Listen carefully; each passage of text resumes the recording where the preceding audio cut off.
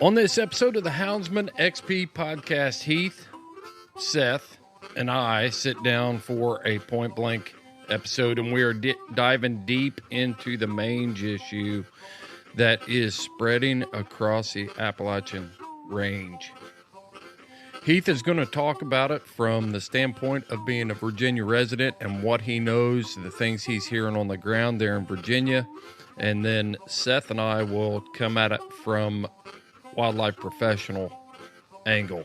Seth being a wildlife biologist by trade and training and education, and me from a wildlife professional standpoint based on my experience as an Indiana conservation officer and the wildlife training I had there. So folks, I've caught some of these bears. I've seen them up close. It's pathetic, and it is something that we all need to get behind to find a solution for this issue. Yes, we're spending a lot of time in Virginia this week, but there's a lot going on there, and there's a lesson there, or at least things that we can observe and learn from when issues come up in our own states. Guys, I've been doing this a long time, and what we learn from the way Virginia is handling this is very similar to the way all wildlife issues are handled. And we're going to boil that down in this episode. Guys, the Old South Dog Box is rocking. We got to get this tailgate down, get this one unpacked. This is Houndsman XP podcast, and it's point blank. All right, so we are gathered here for a point blank for Houndsman XP podcast. And we've got so much stuff going on. We've got rally points, we got circle points, we got point blanks, where we all come together and recap what's going on in our hound hunting world. And I'll tell you what I got going on. Can you guys see this jar? Pickles? Pickle mania. Man, that is pickled sausage. And it's wild hog. And we got jalapenos in there. We got, let me see if I can find some onion. Get some onion in there. Got a clove of garlic in there. The only thing in this jar that I did not personally harvest off the land are the pepper seeds and the vinegar. Wow. Yeah. Dang, that's awesome. Yeah. And it's good. It's real good. So first time I ever had a pickled egg, I was 28. They are delicious. You wouldn't think so. You didn't get it out of the gas station, did you? No, my friend made them. It wouldn't have mattered either. I can eat anything, broken glass, and it'll come out the other side looking good. You know what I'm saying? Yeah. At least looking healthy. It's like gas station sushi. Well, hey, let's do some introductions. Make sure everybody knows who's here. You know, I'm the regular host of the Houndsman XP podcast, Chris Powell, and we've got the modern American mountain man, Seth Hall. What is your handle on social media? Now it's Call Me Spuspa. I changed it from the New American Mountain Man because I was tired of typing that out because it's like this long. Yeah, Seth is putting together a lights out show called All Mixed Up that's coming out once a month. You've been killing it, Seth, on that show and getting a lot of good feedback on it, and the production's on point, buddy. Thank you, sir. Appreciate it, and I hope everyone likes it. Yeah. Are you enjoying doing it? Yeah, I'm loving it. I'm a man that has many interests, and so All Mixed Up allows me to kind of just run around wherever my heart wants to go, and I've been really enjoying that. Reaching out to people that are hunting with dogs or hunting with animals that hunt with dogs and just chatting, which is kind of what the tailgate talks are, but a bit more elaborate and a lot more produced. So yeah, your production's on point on that thing. I've been having a blast with it. Yeah. So I want to keep going with it. Yeah. And then we got Heath Hyatt in the house, the host of the Journey on Wednesdays. And man, sometimes I feel like that you're playing chess and I'm playing checkers when I hear you when I hear your guests talking and bringing this great information, and then the way you're overlaying it and bringing it back to the hound hunting community is just amazing. You know, dog training is dog training. I'm always playing catch up myself, but if you understand dog behavior, you can put it in any realm of what you're doing. Our dogs just perform different tasks, basically. Whether they're running the hares or bears, coons, lions, or whether you're doing obedience or agility, it's all the same thing. They're just performing a different task for us. So if you can break it down that way and just make it simplified, it seems to make things a lot easier. Well, I can tell you that adding the journey to the lineup of Houndsman XP has helped me. It's kind of drawn me back in to focus on some basic stuff. It's just like when you're dog training, if you're trying to teach something that's a little more advanced and you see a problem, you take a step back, you go back to the basics and then build off of that. And that's what I found myself doing by listening to what you're talking about. And I'll give you an example of that is this little Yog Terrier I've got here. I walked out of my little makeshift studio here, and I'm looking around for him thinking, where's he at? And I walked in the house to ask the wife if she knew where he was at. She's like, oh yeah, he was walking with us, and he was up by the pond the last time I saw him. I'm thinking, oh crap. So I just yelled for him, did a recall, look up towards the pond, which is 330 yards away from me, and there's this little black dot just tearing ass down the trail to get back to the house. Just full bore. And that's all based on me refocusing on the basics that you talk about on your show about recall, food reward, harnessing, capping the drive, all that sort of stuff. So, it's awesome, Heath. Well, I hope people enjoy it, but if you lay a good foundation, your house won't fall. That's just the way it is. And if it's as dogs trainers in general, and I see it in the police world a lot more. Once we get a dog doing A, B, and C, we like to skip, and I've said it 1,000 times. We skip around, and then we start. We're next thing we're at G, and then we're at M, and then we end up at Z, and sometimes we have to go back. And if that foundation is solid, you'll be fine. But if you shortcut things, that's when you start having problems, and the dog's always going to cheat you of whatever you're doing. Yeah. Yeah. And last but certainly not least, dealing with some technical issues. Lauren, can you hear us? You need to unmute your mic.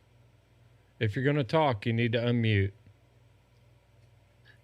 Still dealing with technical issues. Yep. You have it right there. Right there it is. The mother of all chaos. The chaos queen. You got it.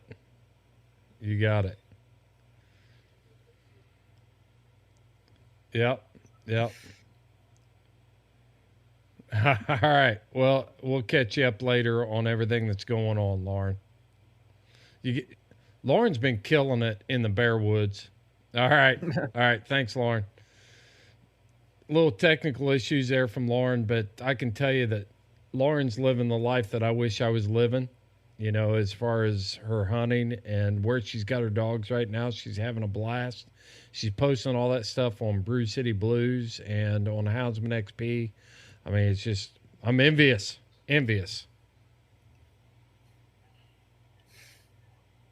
So what you got going on you got going on, Heath? Well, I'm pretty much wrapping up my fishing season for a little while. Took the girls to Smith Mountain Lake yesterday and caught a bunch of striper, and we had a big fish fry this evening. Tomorrow, I'm going to head north. I'm going to go up to New York, spend a few days chasing some bear and taking these young dogs and see if I can get them pointed in the right direction. And then Monday, the 1st, Virginia season comes in, and 2 months of hunting, and I'm going to try to hunt as much as I can. I ended up being in a couple of schools. I got to go to Orlando in August to the HITS Canine Seminar, which is Handler Instructor Training Seminar. So I'll be down there for a week in August, and then I have to go to Tennessee for a investigation school in September. So there's 2 weeks there that I'm kind of going to be out. So I'm going to try to hunt as much in between, and hopefully the weather cooperates because it has been hot, hot here. Ugh. I mean, it's a human. I had planed off a toilet seat the other day, and it's bad. So, yeah, it's bad. So let's hope it cools off a little bit. We've got some storms coming in this week, and hopefully next week it'll cool things off where I don't stroke out and the dogs don't stroke out. What's the humidity percentage there, Heath? Without looking at a weather app right now, I would say it's probably, well, a couple days last week I know it was up in the 80s. So it's bad. The dew point is very, it's bad. We were complaining about it being 38% humidity. I was like, oh, it's so muggy. Ugh. My humidity here right now, Seth, is 87%. Yeah, that's probably about right. I don't know why. I'm trying to look at my. Yep, 85. It's 85 here right now. Yeah, I mean it's 91 degrees and 20%, and that's nice. That's really nice. I can deal with that, and that's what a lot of people don't understand about weather and humidity, and this ties directly into olfactory and stuff that you've been focusing on, Heath, is that all affects scent. So when you're talking to somebody that's from the Southwest and somebody from Virginia is talking to them, there's a little bit of a disconnect there when you don't understand dew points and humidities and what that actually feels like. Because, the time I spent in the Marine Corps at Camp Pendleton, it was completely different. We'd have a black flag training day that when it got up above 95 degrees, and I'm from Indiana, and I'm thinking, dude, it's not even hot out here. Your sweat works. Yeah. Yeah. It definitely changes things. Like I said, the humidity is moisture in the air, and like I said, moisture can help us or hurt us. So yeah. Seth, but that's what gets you though. Speaking of heat, I've been up to nothing. When it's hot out here, you can't go outside. It's funny because everyone's like, it's a dry heat. I'm like, when it's 111 outside, it doesn't matter if it's a dry heat or not. You go out in the sun, you're not in the shade, you're dead in an hour, straight up. And so, right now it's really cool. It's only about 91. Our monsoon seasons are rolling in. We're getting average rain. I wish we were getting a little more. But the western part of the state where I hunt and the southeastern part of the state where I hunt is getting really good rain. And I do a lot of citizen science because I'm a nerd like that. So all summer, all I do is prep for hunting season. I'm out scouting. I'm spotlighting to get population counts. I'm setting out my rain gauges all around the state. I go check them to see kind of like what rain's been happening. Here's a pro tip for everyone.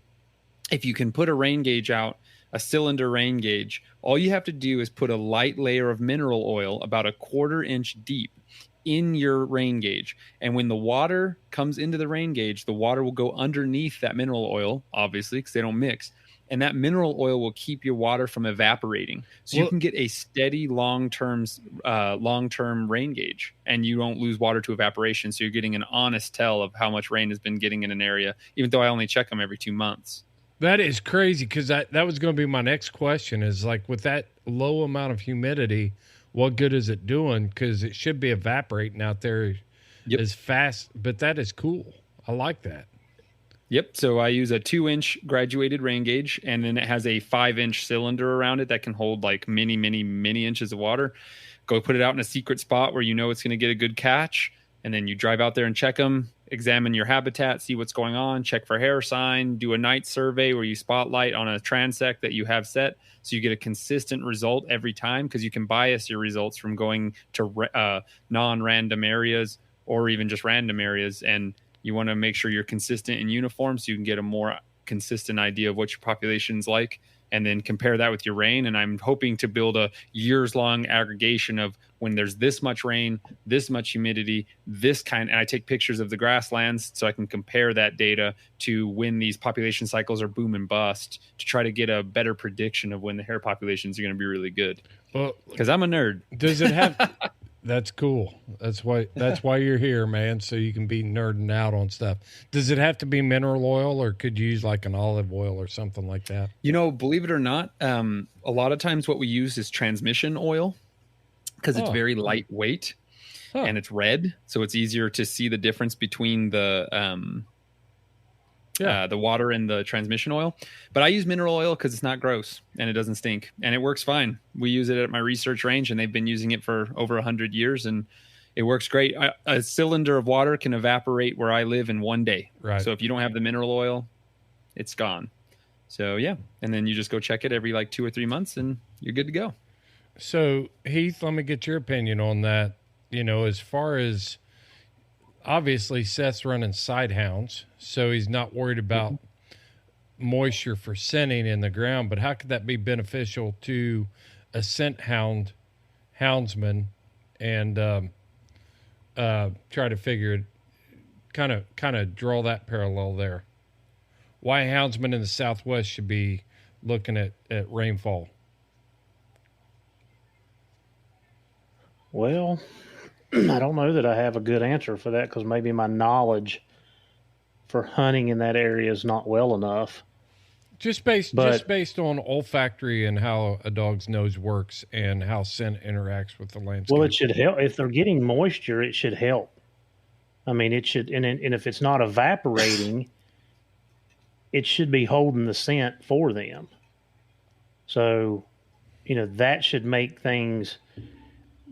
it easier for the dog. I would say, and I mean, just in theory, the dog wouldn't have to moisten his nose like Ariel talked about. There'd be a little bit more moisture there. And the dog wouldn't have to do that as much. But I feel like if, it's kind of, I vision that as like dew laying in our tracks. As, that dew will help us, a 7-hour-old track, dogs run it like it just come out of there because of the moisture. So I feel like that should help. But then again, if it evaporates at that fast pace, then their track should not be laying that long, theoretically. Yeah. Yeah. I guess what I was asking was, how could a houndsman from the Southwest benefit? Well, I guess even the East could benefit from knowing rainfall, moisture, and then draw those parallels. One day you go out, or maybe 1 month you're out hunting and you have any rainfall, and you're struggling, your hounds are struggling, and then the next month you've tracked some rainfall, and for a while there you've got good scenting conditions. Well, I can, from experience, because I know 2 years ago, we had a very dry fall. The mud puddles up on the mountain were pretty much non-existent. It was very dry. The leaves and stuff were just brittle. If we weren't running good tracks, most of the tracks that we were striking or running were pretty much already up and moving, where last year we had plenty of moisture and the dogs could get down and trail, and we weren't running those hot tracks as much. We were still running good tracks, but there was definitely a difference in the way our hounds performed. I mean, there was if you look at it in that perspective, there was a big difference in how the hounds performed. Okay. Yeah. Yeah. Well, speaking of Virginia, I think the hottest topic on the landscape right now is what's going on in Virginia with the black bear population. And let's talk about Mange and the 10-year management plan. So who's got info on? Seth, you want to roll first? Oh man, I mean, I can just lay down the basics of what Mange is, but I'm going to let you take the lead. That's your state, and I do have a good friend who's a biologist in Virginia, and he's been inviting me to come hunt bears for quite a while. So I'm thinking, Heath, we have a jamboree, and I just go around the state and we hunt some bears together. But for a quick point out, everyone, Mange is actually a mite. It lives in the highest level of the skin in an animal, and it causes intense irritation and that's why the animal's hair falls out, is because they rub that hair out, and the body's immune response causes these callus-like formations to form and on the dermis, which is the top layer of the skin, and it makes that crusty, scabby, awful surface as the animal also irritates that skin and is constantly rubbing it out. It's extremely infectious. We all know that, but it is actually a mite. It's the same family tree that has spiders, ticks, and scorpions. So you say it's highly infectious. Is it what's infectious? Is it being spread from the mite, or if a bear has got pus running out of it and it rubs up against another bear, is that causing it, or is it a actual host transfer of the mite? Yeah, great question. I was a little vague there. So it's spread by contact with infected bedding, infected areas that animals congregate, and it's the body fluids have nothing to do with it. It is contact with other animals, physical contact, or again, contact with areas that an animal that is carrying mange has just been in recently, and the mange mites are on the ground, and another animal rolls in that area or it contracts the mites that way. Okay. So, yeah. So it's and the mite. contagious. The mite it actually infects bedded areas or residual areas where bears congregate, and then the mite latches onto a new host. The Sarcoptes mite latches onto the new host, and bang, you've got the spread of mange. Yep, exactly. And that's why as we urbanize and wild areas become smaller, this is a classic example of when animals are congregating in certain areas, these kinds of diseases run like wildfire through the population, especially when a population's overpopulated and not managed to be more sparse so that these kinds of contact diseases don't spread. Yeah. Yeah. So, yeah, and I'm reading a brochure right now that Virginia Bear Hunter Association passed out Saturday, and basically said everything you said about the calls and the transmission. That it does say that mites can transfer to new host when unaffected animal comes into direct physical contact with an infested host. So that's exactly what you're saying. And you know what? It's kind of contradicting itself, is because it says, bears are pretty solitude animals, but we all know that if you bear hunt and you go into an oak flat, that there may be multiple bear feeding in that one flat. So that's your problem. That causes your problem. And it does say here, how do we prevent the spread of mange? Discontinue feeding bird feeders and deer, feral cats, any other wildlife. Move outside garbage or compost to containers where they can't, come in and out, which wouldn't draw them. And basically, yeah. So I don't know. They're supposed to have a meeting on this on the 31st, Chris, or the 30th. Yeah. Let me look at calendar real quick here, but it should be the 28th. The 28th. No, that's on the 10-year management plan. Well, I might be talking about something different than you are, Heath. I'm talking about the American Bear Foundation, formerly known as the Western Bear Foundation. Oh, there okay. is a chapter, a Virginia chapter of the American Bear Foundation that is going to host, and by the time this podcast comes out, it'll be old news, but they're hosting that event with biologists from Virginia to discuss management plans and mange specifically. Yep. And just looking at the map real quick, this was a map from 2020. Okay, That's so pretty it's recent. a couple years outdated. But it has, so you guys up in Northern Virginia, the further south it is in Bath on the West Virginia line, Highland County, on the outskirts of Augusta and Albemarle. You got Rockingham, Madison, Page, all the way up into Rappahannock. And then as it goes north, just about every northern county in Virginia has got a sighting, either a capture or some type of, sighting and capture. So let me see, 2020 is the red ones. Yeah, pretty much everywhere from Harrisonburg up.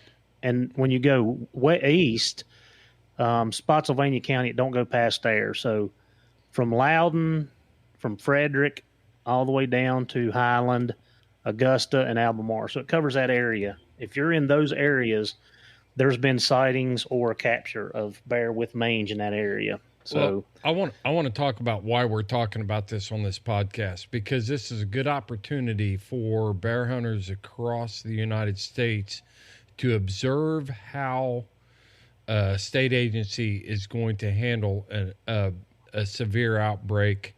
Whether I don't care whether it's a distemper outbreak in raccoons or it's a mange outbreak in bears or a rabies outbreak in the eastern United States, the pattern is the same of the way that governments approach and handle this sort of stuff. So that's why we're talking about it on this podcast. It's not a secluded, isolated incident in Virginia.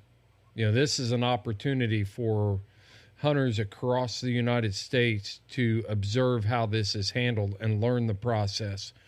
And the thing that I want to ask you, Heath, according to the map that was put out by the Virginia Bear Hunters Association, you're saying that most of this is up in the D.C. belt, that heavily populated area. Well, no, I mean, you're looking around Harrisonburg, which from there north. But the highest concentrated areas. No, it's going to be around Charlottesville. Okay. On 64 corridor. And then, you know, of course, if you go up 81, but Loudoun County is there's a case, looks like a case in Prince William and Fauquier County, Rappahannock. Yeah, I mean, those areas. Now, for Frederick County has got several. So that is the northwestern tip of the state. Mm-hmm.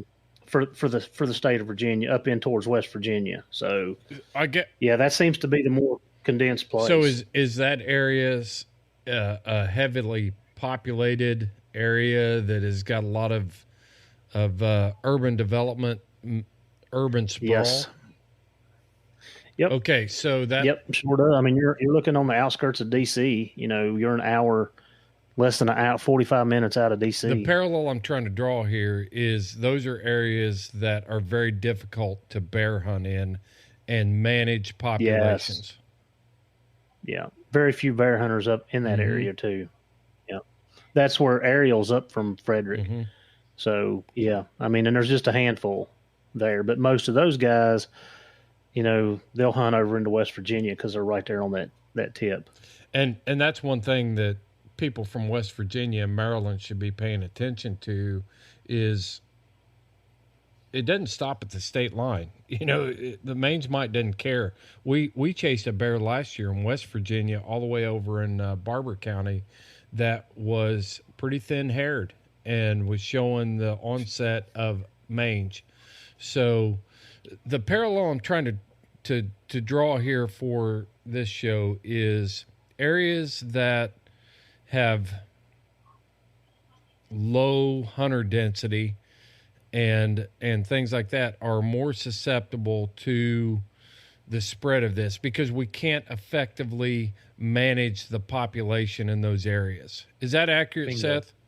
That's perfect. Yeah. I was going to say too, is exactly what you were saying is pay attention how Virginia is handling this for its strengths and weaknesses, because this is not going to just stay in Virginia. Luckily, this isn't kind of like an epidemic disease that can spread by the air. It's directly correlated to overpopulation or overdensity of bears on a certain area. But pay attention, because this is exactly how the process works to keep hunters, you know, hunting and managing a resource. And I agree fully with what you're saying, Chris. It's a direct correlation between density and disease spread.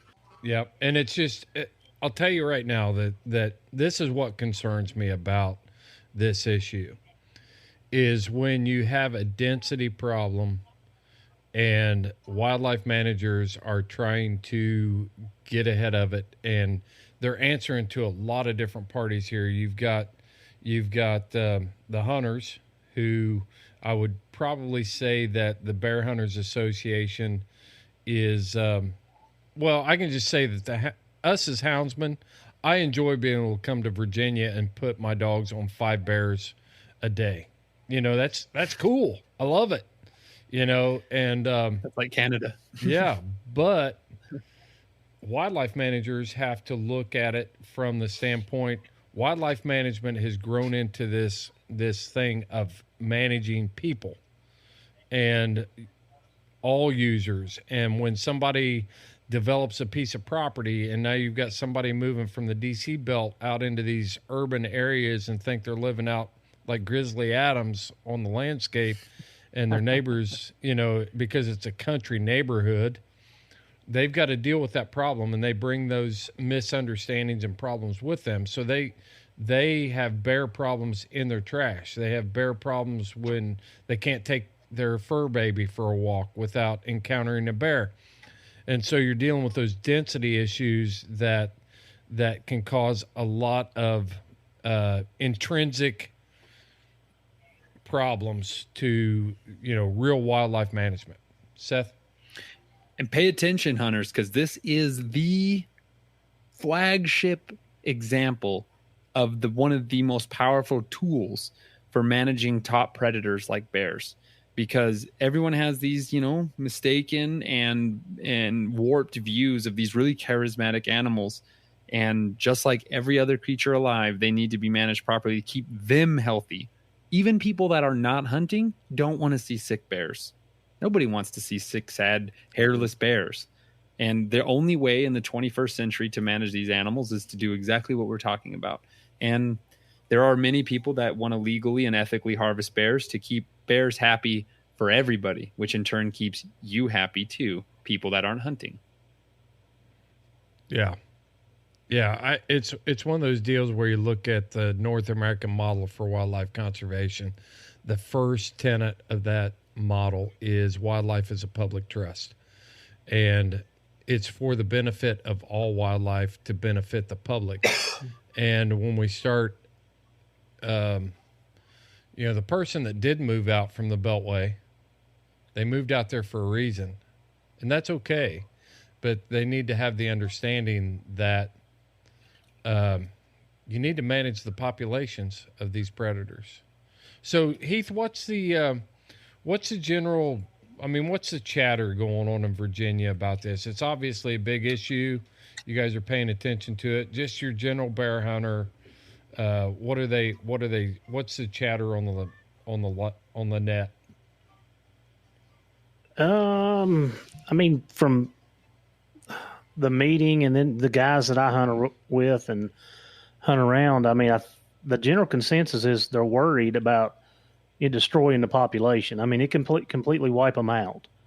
And we've talked about this on podcasts before. Back in the mid '90s when I started hunting, you treat 5 bear a year, you had good dogs, and I would prefer not to have to go back to that. Because that was a lot of boot leather, a lot of walking, and a lot of disappointment. Mm-hmm. And the thing about the bear hunting now is it's enjoyable. If you hunt hard and you've got decent dogs, you can tree a couple of bear a week. So it's people are worried. And I was just looking at a online thing about where they have spotted it, and actually they've updated it, and it's down into Nelson County, which is another county south.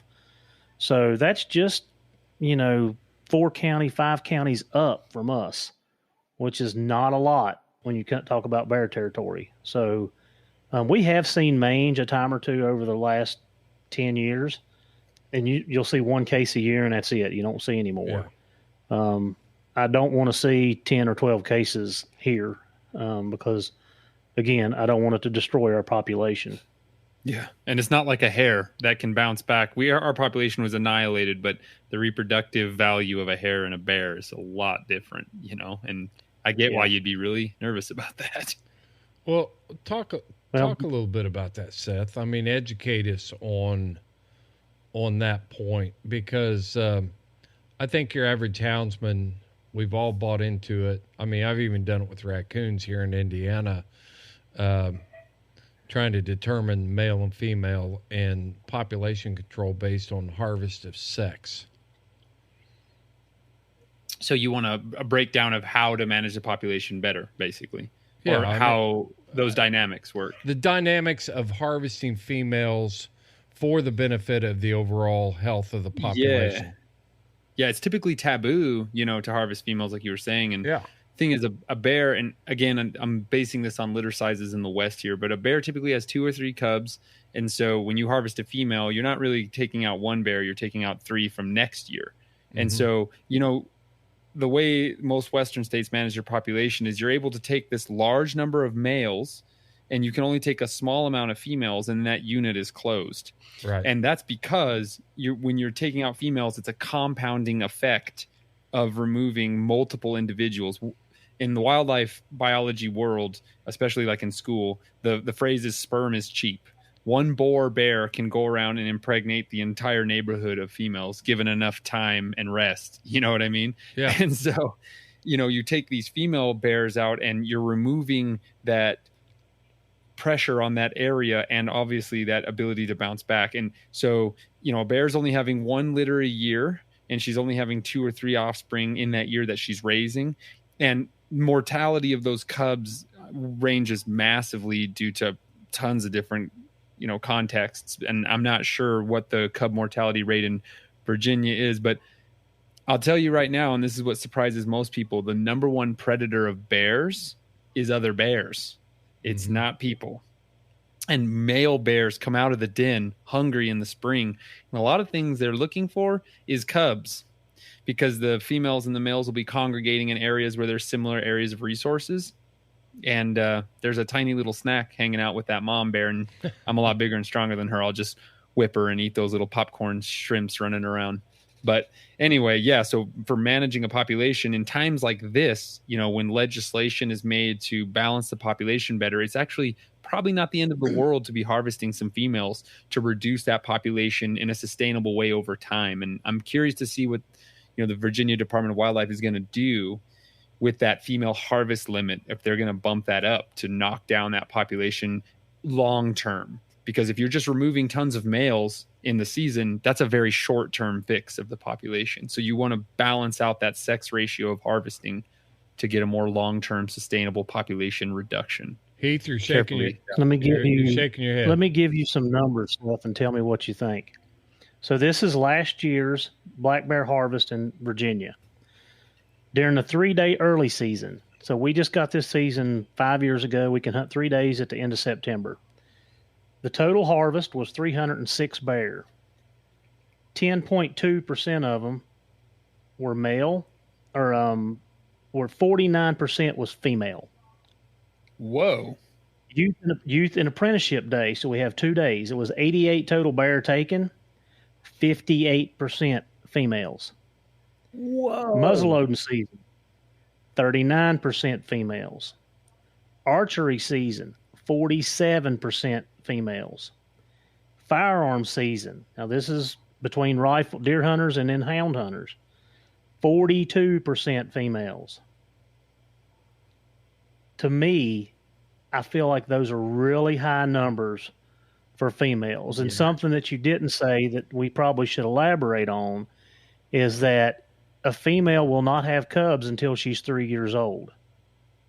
So if you're taking those 100, 110-pound females, you're killing a female that probably's never reproduced. Mm-hmm. Mm-hmm. And young ones. What do you think about those numbers? That's shocking, first of all. But that's a good point that you point out, that these are probably young dispersing animals that are looking for a territory. You know what I mean? And that's something I never even thought of. Obviously, I'm a small game guy, and my animals of choice are ready to breed by 4 months old. So, it is a good point, and I was shocked at those percentages. Wow, but the population there is really intense compared to what I'm used to as well. If you had those levels of female harvest where I live, you would have no bears. So, right. Yeah, and we run into an issue in Virginia, too, is like Chris alluded to earlier, is a lot of our complaints and stuff come out of the subdivisions and the housing developments where we have overtaken their territory. Some of these areas you can't hunt with hounds, period. And I don't know how we balance it to get it where That's a great point. There's a happy medium. Yeah. But they open season for everywhere, and we're still having the problems in the housing developments and the subdivisions.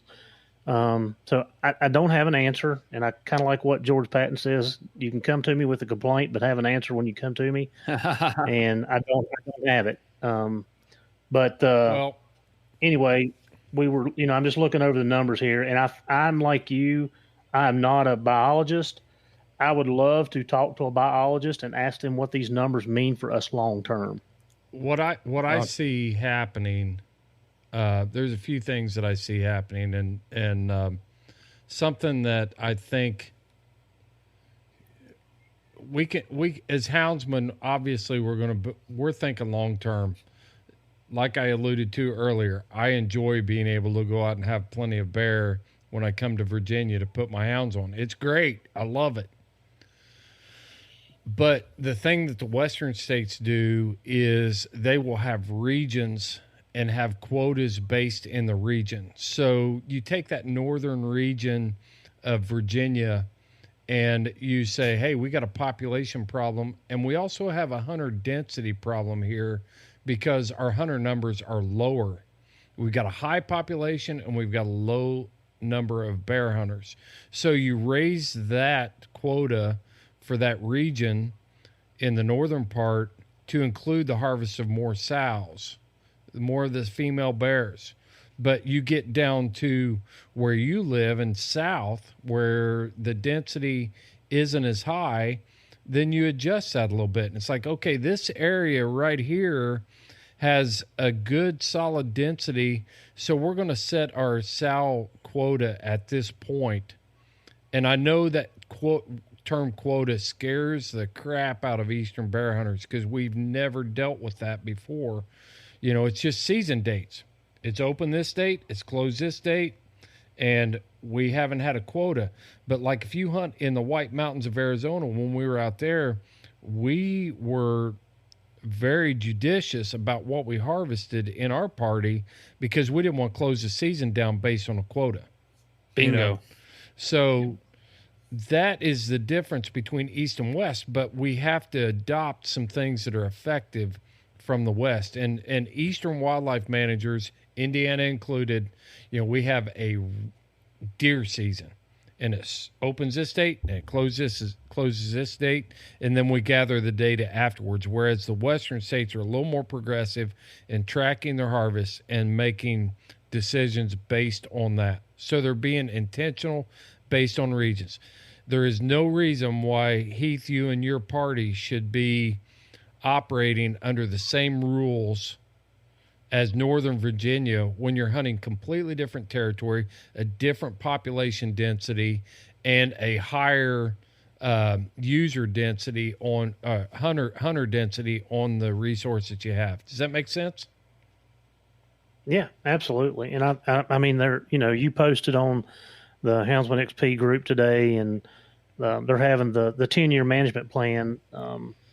The guy's going to be on there Thursday night at 6:00. Everybody should join in and listen and kind of get an ear of what's going on. But yeah, I agree. Like I said, we hunt national forest. We don't hunt private property. We hunt mostly on national forest, and if the food source is good, we have a good year. If the food source isn't good, they're all on private property, and we don't have a good year. So it changes from year to year with us. And if they're having the problem up in Northern Virginia, I mean, that's probably where they should concentrate on fixing that problem there. And maybe they do operate different than us. And hopefully that'll come out of this meeting that they're having Thursday night. Yeah, for sure. So on a lighter note, what is the food density, the mass crop look like in where you're at? Because I'm going to be over there. So the hickories are on the trees. Of course, up in the mountain, we're, a couple weeks behind. Cucumber trees look good. The berries are in full bloom here. The pokeberries and stuff aren't ripe yet, but it looks good. It looks, we hunted a different mountain range last year because the food was over there. I think where we hunted at during training season last year, looks like there's some white oaks hanging. Yeah. So hopefully that'll help. So I'm very optimistic. Me too. Me too. Me too. Yeah. So let's kind of wrap this segment up with what do you guys feel like would be the most effective way for our hunters to get involved in this process? Because we all know that if they don't get involved, they're going to be sitting on the outside looking in and sniping from Facebook and different places saying DWR doesn't know what they're doing. And of course, they never showed up to a meeting. So what recommendations would you guys give on this thing? First thing I'm going to say, and I know this isn't a no-brainer, show up. They're advertised. If you're listening to this podcast right now, you have the ability to see they're going to have a live talk on Facebook about this exact topic. Also, Heath had a brochure. He just showed it to us on his webcam. There's available media given out by these departments that help you get informed on these things. And the best thing to do is just stay current with your Department of Natural Resources website. They're going to give you this information on these things. You can make a quick phone call. That's very easy. I missed a meeting on the javelina rules and regulations that I really wanted to go to. All I did was call my local Department of Game and Fish building down here, and boom, they filled me in. They gave me a PDF. I read everything I needed to and got caught up, and they answered any questions if I had any. So just using the simple tools of the internet that we have at our fingertips, and staying tuned to a show just like this that's helping everyone get the word out and where to go. And also take some time to learn the biology of the animals you're hunting to in a little bit more of a intricate way, and it'll help you learn how to be a more effective wildlife manager, and most importantly, how to be an effective communicator to other people, especially non-hunters. It makes you closer to your quarry, and it makes people value hunters more, as more in touch with wildlife. And that's just kind of how I feel about it. That's perfect, because that's what this show is built on, about us taking back the control on the narrative. And we can't talk about it. Does no good to talk about something when you're talking foolishness, or you don't know what you're talking about. So when you can develop the communication skills and develop that narrative and know where to communicate and where you can communicate most effectively, that has much more validity to it than social media. So Heath, you're on the ground there in Virginia. What advice would you give your fellow Virginia bear hunters from the Old Dominion state? Well, I mean, I think Seth said it right. And even in the meeting last week, when these forums come open and when the DWR put out, the section for public comments, we have to educate ourselves on what's going on, first of all. You have to be professional. We've got to comment. We've got to show up. And, the bear hunters are a very small organization. If you look at the other organizations throughout the country, the deer hunters, they way supersede what we are. So we've got to get involved, show up. You've got to comment when they put this stuff out. And we've got to educate ourselves on what's going on and what we can do to either get ahead of the issue or to not cause the issue. That would be my take on it. Yeah. One of the things that was told to me, it stuck with me from the Georgia Wildlife Federation, was if you're not at the table for these discussions, then you're on the menu. So that's a great way to look at it. And I can tell you that DWR is going to take action to resolve this issue. Okay? And if we don't show up and we don't make our concerns and our voices heard, that doesn't mean they're not going to do anything. They are going to move forward. And my friends and the information I have from Tennessee, they faced a similar. It wasn't a mange issue. It was just a landowner, human wildlife conflict situation where on the edges of this habitat where bear hunters were hunting, they were seeing this influx of bears coming down into croplands and homeowners, and they were answering all these calls on this human wildlife conflict between bears and people. So they implemented extra season for archery hunters that could sit over baits and different things like that. So it brought people out of the woodwork that were normally just deer hunters, and they were opportunist type hunters that were willing to go out there and sit in a stand over a pile of bait and shoot a bear. Well, for the guy that's been feeding, breeding, hunting hounds for generations, to see that, I mean, it's a bitter pill to swallow for them.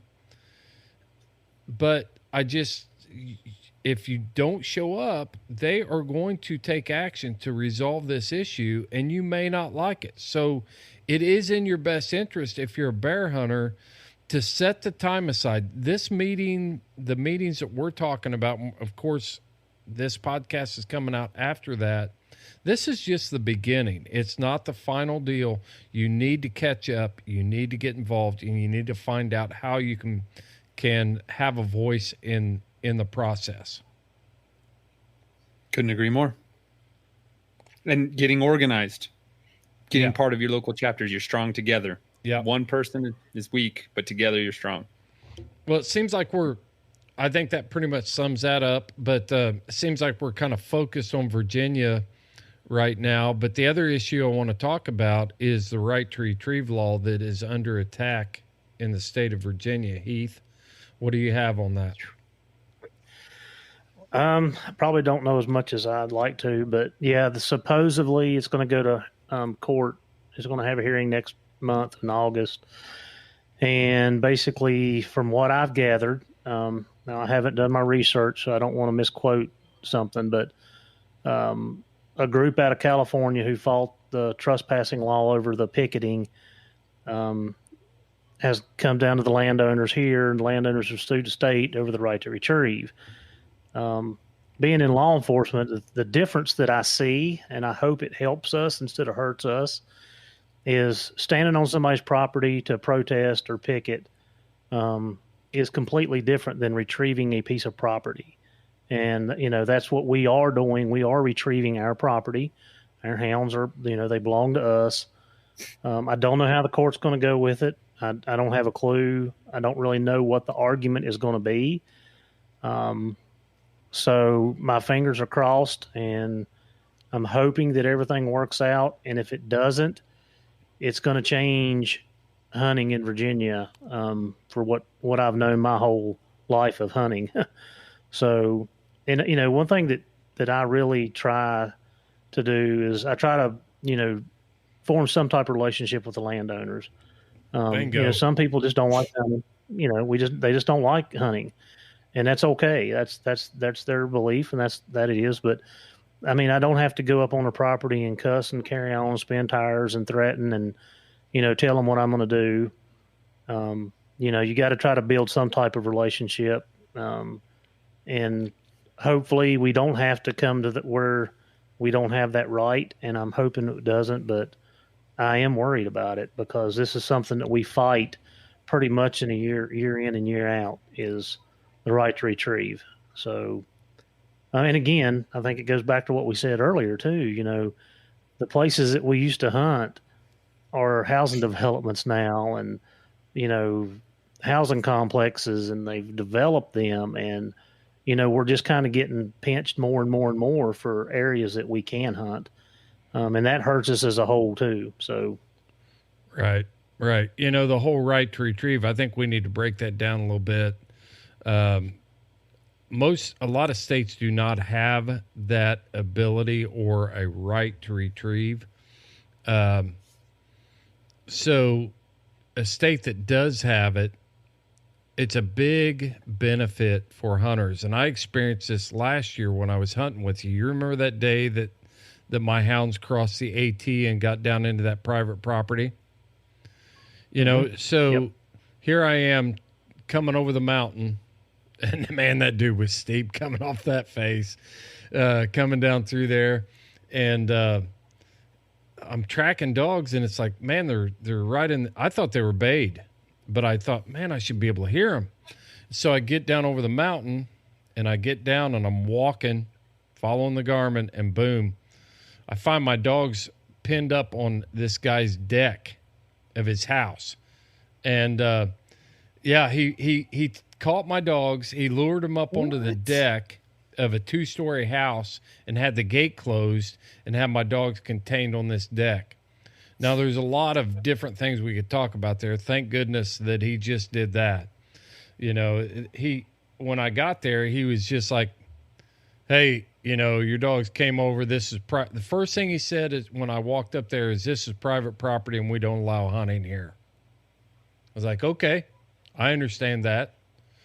He's like, your dogs ran the bear down through my yard, and we saw the bear come through, and then me and my son went out there and heard the dogs coming and caught the dogs and put them on the deck. I was like, okay. And this is no fault of you guys or anybody in Virginia. It's just a wake-up call that we hunt that same area. We'll hunt that same area every year, and we know that guy is there now. So between the end of bear season and the beginning of training season is a time to stop in there and say, hey, we're going to be bear hunting. We had a deal here with you last year. You know, to build that relationship now. Me trying to build it on the steps of this guy's house when the first thing he says to me when he comes out and says, this is private property and we don't allow hunting. Buddy, I don't want to be here. I wish they'd have caught that bear on top of this mountain, but they didn't, so now I'm here. That's not the best time in the world to resolve issues.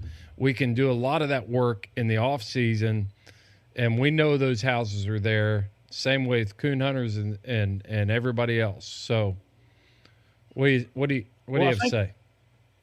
I think the biggest issue, you know, I grew up in that area, and you know, there was a time in my life that I knew everybody that lived in that area, everybody by name. But we have a lot of people moving in from out of state, from different areas. You know, our population is growing, and that seems to be where we have the issues, that maybe they don't understand our way of life and the things that we do. But again, I think that's where we have most of the people that we have issues with are people that's not local. They're not from, you know, that area, and they didn't grow up there, and, you know, you don't know them by name, you know, or, hey, who's your dad? Oh, my dad's so-and-so. Oh, yeah. You know, that way of life is slowly deteriorating.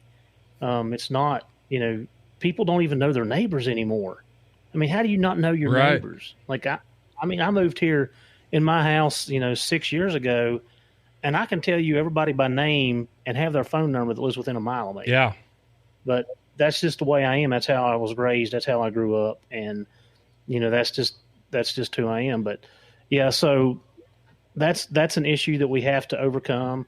And like you said, I think building those relationships in the off season is crucial to us saving and preserving the life and the sport that we love to do. Yeah. That house was a newer house, and I got picked up there from somebody else in the party, and they parked down the road at somebody's house that had lived there for the last 50 years, you know, and I walked down to that house. And the person that picked me up, I'm not going to drop any names, but, you know, they said, hey, I just parked down here because this guy's lived here forever and he knows what's going on. But the guy up at the end of the road, he had no clue what's going on. So what I'm telling you is Wesley and Forrest need to get off their butts and get up there and talk to that guy and tell him we're going to be. They need to start fixing some brownies and taking people to cupcakes. That's right. Man, if I got to go over here to Mike's garden, start stealing the tomatoes. I'm gonna start dropping tomatoes. Hey. I just did that the other day. We got a new landowner. I got a place where I've hunted for years, and it's it's a big farm. I got 2 huge farmers on both sides of this. I think it's probably about 10 acres. It's built in the end of a wood lot. I had good relationships with the old owners, but I've got some new owners that moved in there. So I took them some jalapeno jelly and some tomatoes the other day and said, hey, I'm going to be doing some damage control for raccoons in these cornfields from these farmers. And from hunting here over the years, I know they're probably going to run by your house or I'm going to be parked out by the road. And they were like, what are you doing? And I told them, they're like, well, those coons come up here and eat our cat food all the time, so have at it, But if I would have been standing out there at 1 o'clock in the morning, they don't know what's going on. They see a strange vehicle parked down by the road and in a place that they don't normally see a vehicle. It's human nature. You're going to want to know what the heck is going on, and it's not going to be the most conducive situation for you to resolve problems at that time of the morning. Yeah. It's just not going to happen. Right. Yeah. So that's right. What else we got? Couldn't agree more. What else we got to talk about? I mean, I think we can wrap this up, but about right to retrieve, again, that's something that we need to look at, and we need to see how Virginia is handling it. But the call to action here for Houndsmen is to understand the process and get involved. Contact your, at this point, since it's a judicial case, it's going to be a little hard to get involved. Well, then that's something that they said in the meeting too, was, usually it's a legislative side, so we can talk to our representatives and we can kind of show out in numbers and show that but this time it's out of our hands. Like, it's in the court system. The judge is going to make a decision, and, we have the appeal process that can be peeled up, all the way to the Supreme Court. But let's hope it don't go there. Let's hope it have to go there. Yeah. Yep. What else we got? What else we need to cover?